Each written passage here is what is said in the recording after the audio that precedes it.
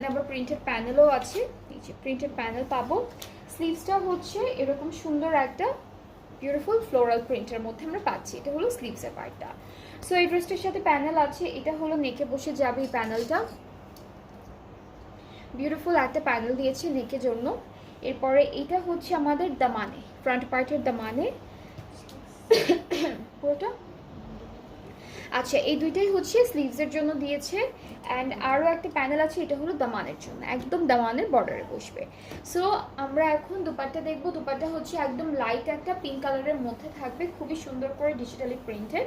So এই ড্রেসগুলোর colour কিন্তু খুবই সুন্দর সুন্দর কালারের মধ্যে এসেছে। অ্যান্ড সবগুলোরই কিন্তু দুটো দুটো করে কালারও পাচ্ছে।